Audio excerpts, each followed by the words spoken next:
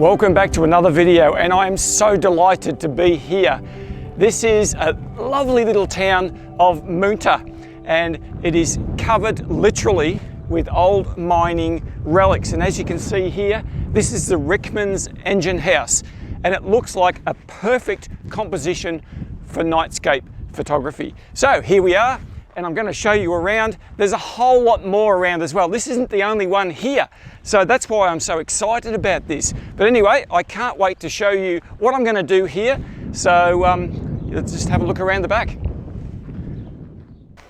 So from around the front there, it's a perfect composition for the rising Milky Way galactic core over in the east over there.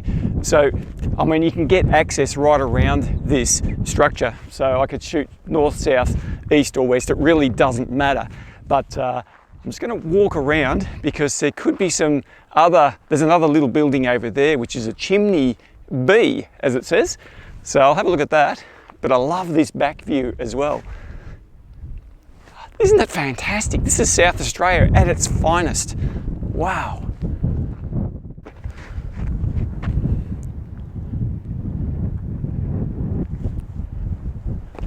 Wow. I am just so amazed at the amount of work that these people put in years and years and years ago, and it's still standing to this day. Boy, what a remarkable feat. Look at this, 1869, this boiler house. Wow, absolutely remarkable. Look at this, full of pigeons up there. Oh boy, this is a treasure trove, a literal treasure trove for Nightscape photography. Wow, and the weather is looking reasonably good for tonight as well. So I'm going to be back here, rain, hail, or shine, I'm coming back here tonight. Okay, so this is basically where the Milky Way core is going to come up right in this perfect orientation. So there we have photo pills, and I'm looking at it now. It's going to come right over the top of the structure, which is exactly what I want it to do. Absolutely ideal, perfect composition. So as you can see, it's a pretty popular spot for tourists. A lot of people up there on top of the hill, but there's more here than this structure. So I'm going to go investigating and just see what else I can find around here to shoot. Well, it's really funny how things pan out, you know, because this is the Hughes engine house, which is probably the image that I've seen more than any other from this whole district. Have a look at it now. It's under restoration. It's got a fence all the way around it. It's got scaffolding and cladding. There's no way knowing I can get a shot here. So you know what? This whole South Australian trip was basically designed around this location. You're going to think I'm crazy, but I saw these old historic mine sites and I just love that sort of image for Nightscape photography. And this is the one. This is the one. So, well, I'm not coming back here tonight, am I? I can't even get near the place. So thankfully, I've got the other one over there, but I think I'm going to go around and see what else there is, because sometimes it's all about the fine detail. It doesn't have to be the big structure every time to get a decent image. But I'm still a little bit disappointed. Oh man, have a look at that. I suppose it's going to be even better when they finish this job. Oh well, here we are back at the Richmond engine house up here and all of these beautiful old structures. So it's about, I reckon about 7 o'clock in the evening. Still a little bit of twilight over there in the west, but we've got beautiful clear sky, 100% clear skies. So I'm really looking forward to spending a fair bit of time here shooting this beautiful old structure. Now, I've got a few different compositions, so I'm just going to assess the situation. I've got the rising Milky Way core over here. I can actually see Orion over there in the northwest. It might be worth a composition. I'll just see how I go with that. But I can't shoot them all at the same time, so we'll just see what happens. But I'm very pleased to be here, so let's go.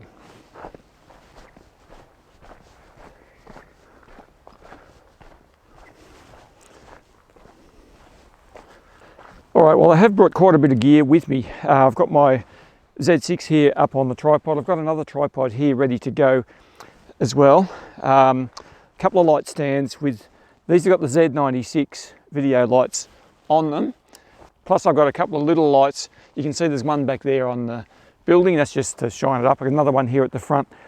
They're the little Ulanzi lights, which I will use if I need to, because this is such a large structure that I think it's going to need light coming from all sorts of different directions.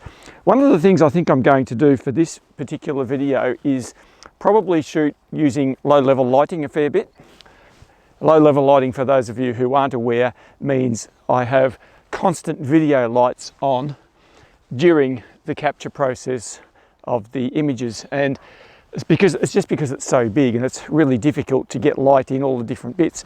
So I've got quite a few lights. I've even got more in the car if I need more. So we'll just see what happens. But there's a few street lights way off in the distance. I'm guessing that there's a pretty heavy one over there. It'll probably light up a little bit of the face of this. But anyway, I'll work with whatever I've got. So I'm just going to start setting up, working out some compositions and see what happens. All right, well, this is very interesting. That's probably not the word a lot of you would use, but there's a whole heap of cloud cover has just come across. I've just been spending a heap of time setting up the lighting for this, and I've just shot a 14-shot 2-row panorama. So 7 across the bottom, 7 across the top.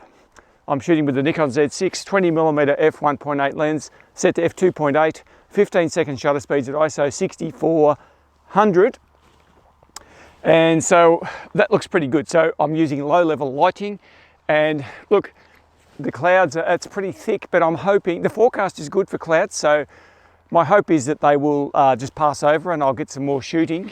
As it stands at the moment, I've still got a fair bit of time. Milky Way core behind me, I don't know if you can see it, but it's down there right on the horizon, is rising up. I've still got a few hours of good sky, so I'm not concerned just yet. So in the meantime, what I'll do, I'll take you down and I'll show you exactly how I set up the lighting for this.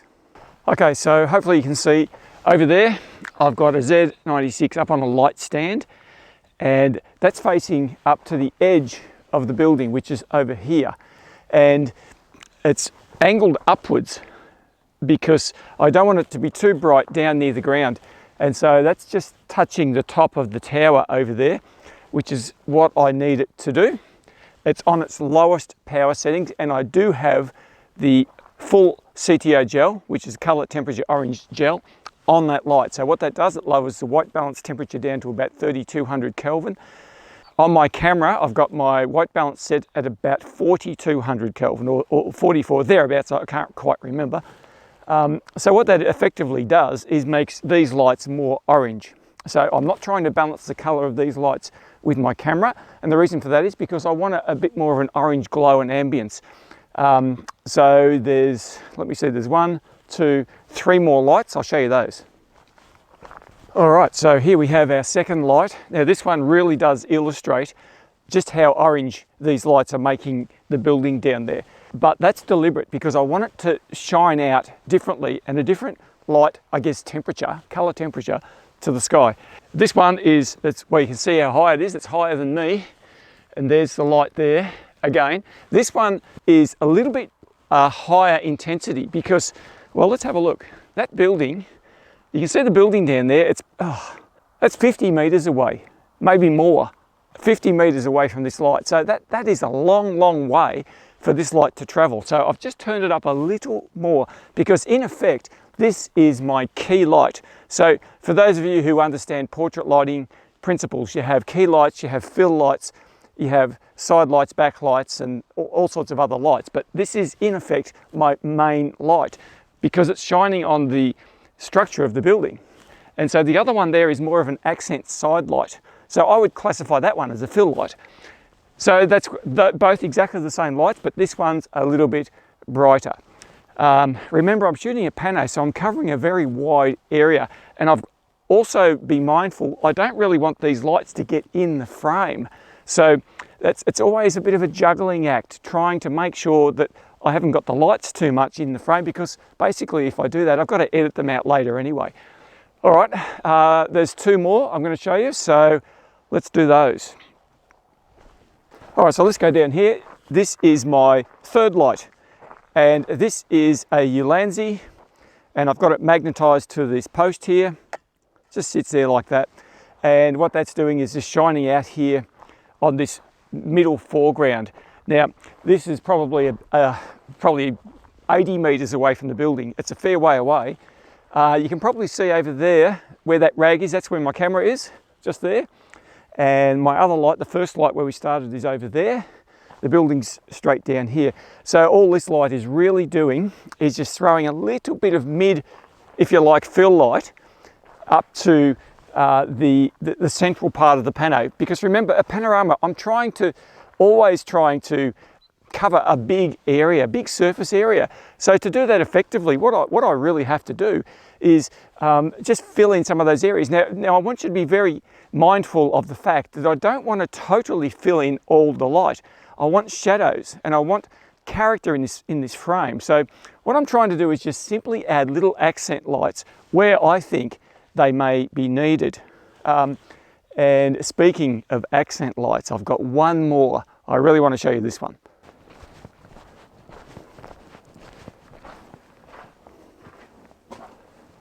Now remember, I was here earlier today inside, and what I've done, I've put another one of these little magnetic Ulanzi lights on the floor there on a steel beam, so the magnet comes in really handy, shining directly straight up. Now, you would have seen from the outside of the building, there's a few open windows.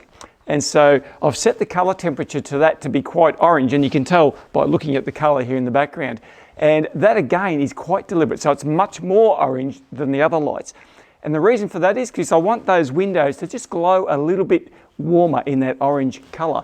So yeah, it's shining right up to the ceiling, and just a little bit of it is coming out of those windows up there. And I think overall, the lighting for this image, whilst at first glance it might seem a little bit complicated, it really isn't. Like I said, I've got a key light, fill light, and accent lights. And that's what I do for just about all of my images. But I tell you what, I love this pano.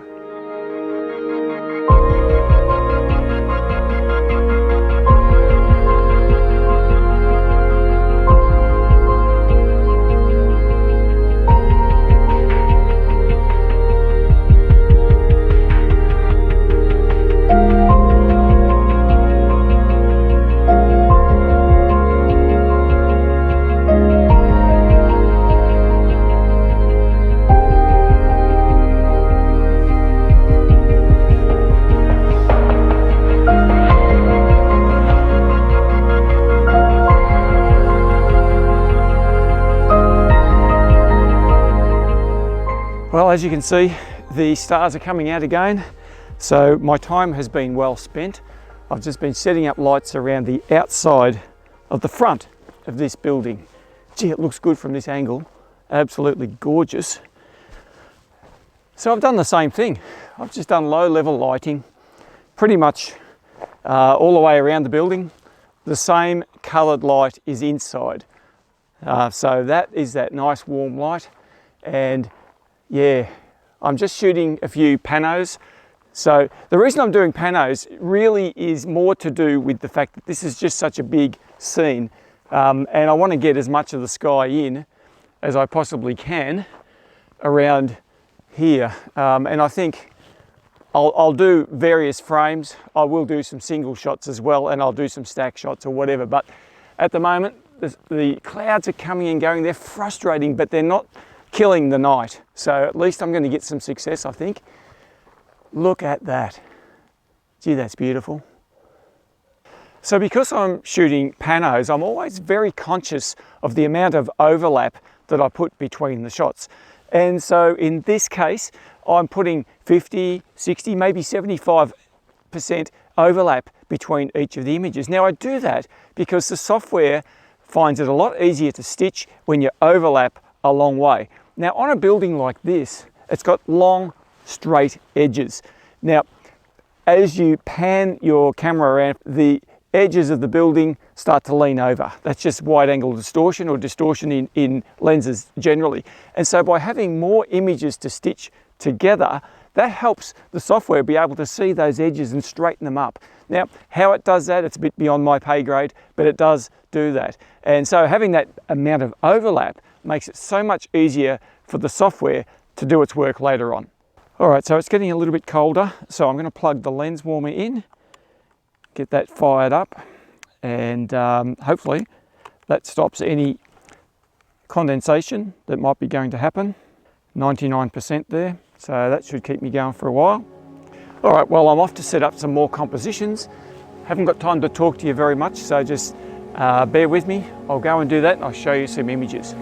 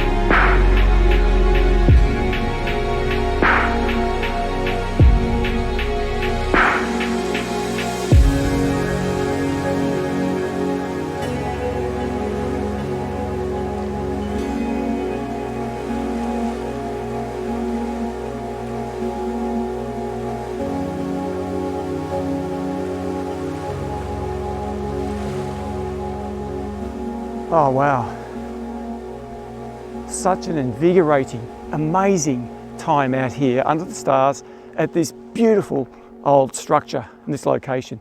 Well, our time is finished. It's very, very late. I dread to think what time it actually is. So I'm going to hit the hay.